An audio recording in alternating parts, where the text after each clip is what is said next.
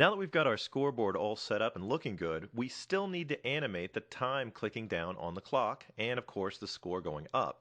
Now, from what we've learned so far, those items would need to be on layers by themselves, but we've just grouped all this stuff inside of a movie clip. Well, there's still something new to learn about movie clips. And let's start by just double clicking on this movie clip. I'm going to go over to my normal selection tool.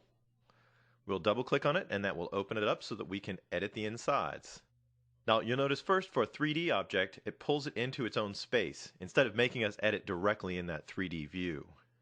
Now we've edited things inside of movie clips before, and you can see that all the pieces that we put in here are still available. I can still click on the clock and make changes to it in the property window over here. What I want to look at next though is up here at the timeline. You'll notice that our timeline is completely different. All the layers and all the keyframes that we had in scene 1 are now gone, and we're simply replaced with a brand new timeline. Well, it turns out this timeline is the timeline for this movie clip. And that's actually why we call them movie clips anyway. We can animate inside of them. As you can see, that kind of takes movie clips out of the realm of just being a grouped object, and now they're actually a grouped set of animations, or can be at least. The nice thing for us is that this timeline is exactly the same kind of timeline we've been working with.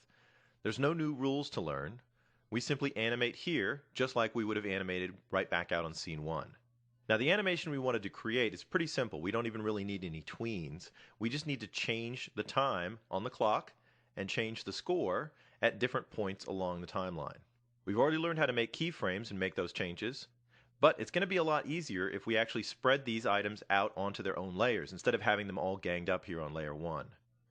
Now in previous chapters we've seen how to move something from one layer to another. I would manually create a new layer, and then I would cut the object off of its existing layer and then paste it onto the new layer. And that's really no different here, but we do have a shortcut, and now it looks like a good time to try it out. What I'm going to do first is make sure I select everything on the layer, and I can just do that by dragging a big marquee around all of my objects. There we go, we got all of them selected. And I'm going to go up to the Modify menu. We have an option down in the Timeline category called Distribute to Layers.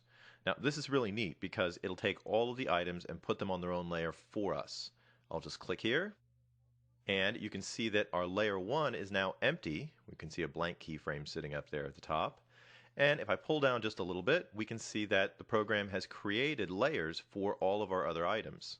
It's even auto-named some of the layers based on what kind of text was inside of the layer. Now, we can see that the backgrounds are just layers 7 and 8 here at the bottom. Those are the two black backgrounds that we made.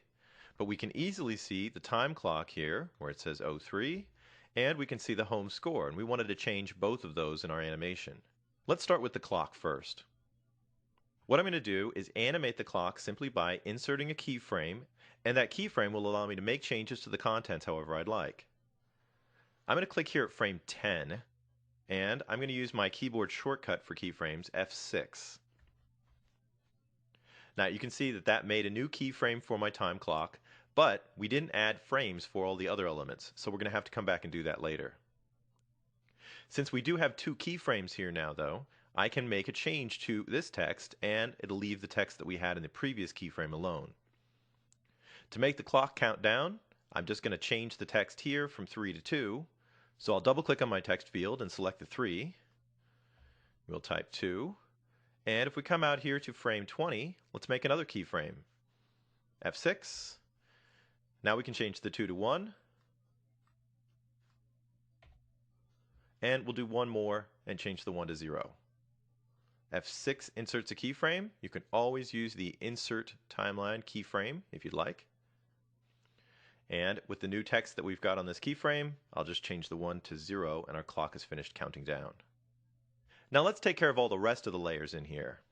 First of all, I don't really need layer 1, and I like to keep things tidy, so I'm just going to delete that layer. And I want to make sure that all the other layers stay visible. In fact, I'd like to add 10 more frames to this animation, so I'm just going to click up here in the visitors layer at frame 40 and drag down.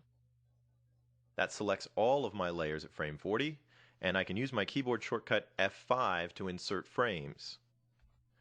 It's going to insert lots of frames in all the other layers, and it'll fill up the last 10 frames in our time clock layer. Now, since this timeline is acting the same as our other timelines, we can drag the playhead around and preview our animation. If I drag backwards, you can see the clock going up. And we can go up to the control menu, hit rewind. We see that the playhead's back at frame 1. And go back to the control menu again and hit play. And we can watch our clock count down to 0.